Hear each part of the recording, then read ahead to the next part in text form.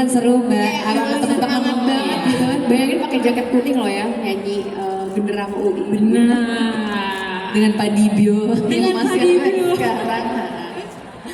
Kalau tadi Kak Rachel sendiri gimana? Sama sih, Baleirung kan tempat kita jadi maba dan ketika lulus juga ya gitu. Jadi kayak emang tempat ini tuh jadi momen full circle gitu Iya, sebenarnya benar, gitu. setuju. Jadi memang pas masuk di atas sama kata Mbak Ayas kayak panas tapi seneng-senengnya nih masuk UI gitu kan.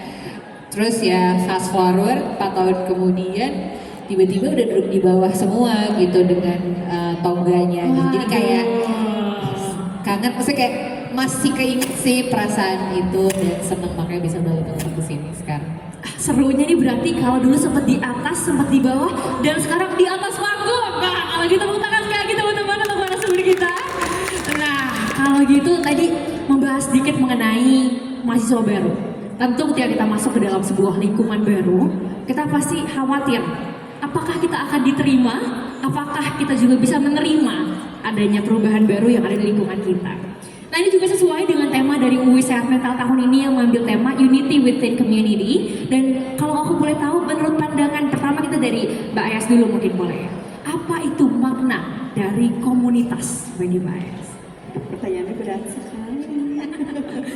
Komunitas tuh apa ya? Buat aku itu adalah sebuah kelompok yang menjadi bagian dari hidup kita dan memang membuat kita merasa diterima sih, merasa belong di situ. Jadi kayak tempat di mana kita ngerasa cocok banget, nggak perlu pura-pura gitu jadi orang lain, tapi ngerasanya kayak nyaman di situ. Itu buatku definisi komunitas. Jadi nggak mesti komunitas tuh nggak mesti sesuatu yang sifatnya formal, ada namanya gitu ya, tapi sesuatu yang bikin kita ngerasa oh ini aku banget.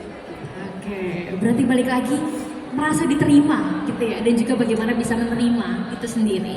Oke, kalau dari Kak Rachel sendiri bagaimana mungkin?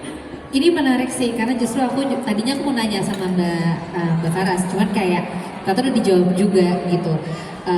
Aku pikir juga selama ini komunitas tuh terbatas di komunitas yang ada namanya atau hobi yang sama, selera yang sama. Tapi kan aku juga sempat kepikiran kalau merasa diterima berarti geng gue komunitas bukan sih, ternyata kan iya ya Mbak.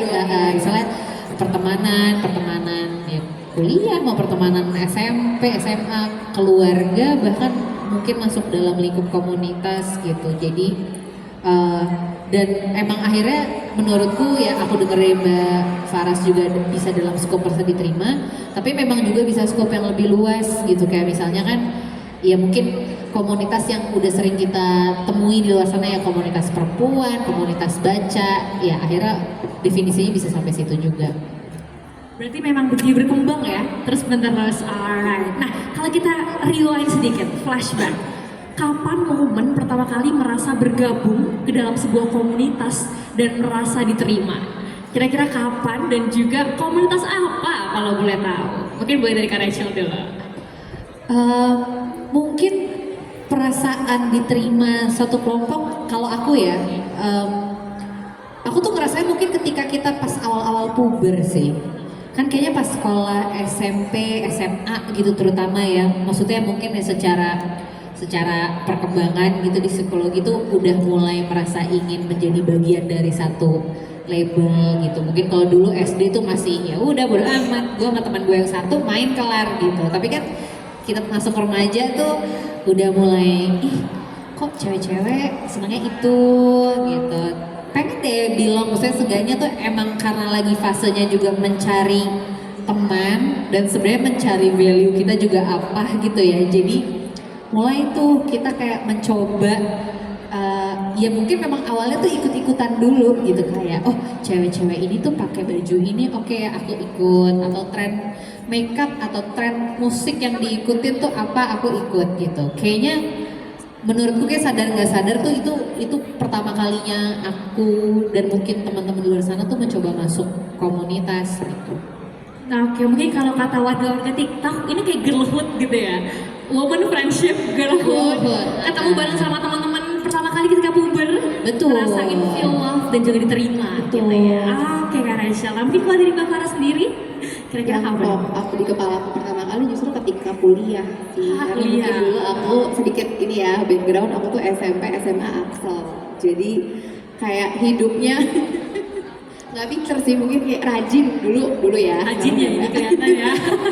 Kayak tapi dulu hidupnya tuh kayak nggak terlalu berkomunitas sebenarnya, nggak, lebih kayak pokoknya masuk UI, pokoknya gue harus masuk UI gitu. Jadi begitu kuliah terus masuk ke fakultas yang nyaman, kan kalau di psikologi aku tuh selalu bilang dunia psikologi itu dunia yang sangat ideal, tapi sebenarnya dunia tipu-tipu ya adik-adik. Dunia nyata tuh tidak semenyenangkan ini ya, tapi kayak anak-anak psikologi itu kan lebih accepting gitu ya, kayak ideal banget sih menurutku, friendshipnya juga sehat gitu. Terus ikut BEM, ikut organisasi, akhirnya figure out, oh ternyata aku suka ngerjain ini. Itu tuh semua aku lalui di kampus sih, dari yang kayak pertama kali disuruh presentasi pas maba tuh kayak gemeteran banget, sampai akhirnya lulus dengan ternyata gue suka kayaknya presentasi gitu kan. Sekarang kayak jadi psikolog kan ngomong juga mulu, jadi itu semua aku laluinya di kampus. Jadi yang aku bayangkan komunitasku pertama kali ya lingkungan kampus. Gitu. Oke, kalau gitu mana nih anak-anak psikologi, boleh angkat tangannya? Anak-anak psikologi. Nah. Bajunya biru semua itu. Biru ini semua ya. Ini memang kita di sini berusaha untuk sama-sama tadi. Aku juga meskipun baru semester 5, tapi sudah merasa diterima di sini, dan juga mungkin friendship yang sehat gitu tadi ya. Karena timbal balik dua arah, terus juga merasa diterima sekali lagi, dan teman-temannya kalau bisa dibilang lovable gitu ya. Jadi memang fakultas psikologi tempat yang terbaik gitu. Nah, kalau kita ngomongin fast forward di kehidupan sekarang ini, mungkin kalau dari Mbak Faras dulu sebagai seorang psikolog klinis, bolehkah Mbak diceritakan mengenai pengalaman berada di dalam sebuah komunitas, mungkin di tempat bekerja Mbak Faras sekarang seperti di Arsanara, lalu juga bagaimana dengan interaksi yang ada di komunitas itu sendiri? Oke, mungkin kalau aku ada dua part besar. Yang pertama di Arsanara, itu adalah biro yang aku dirikan sama teman-teman alumni UI juga gitu. Kalau di sana mungkin komunitasnya isinya lebih ke orang-orang yang punya awareness tentang kesehatan mental, jadi kayak udah punya interest di sana, dan mungkin kayak udah mulai terbuka juga untuk cari layanan psikologis gitu.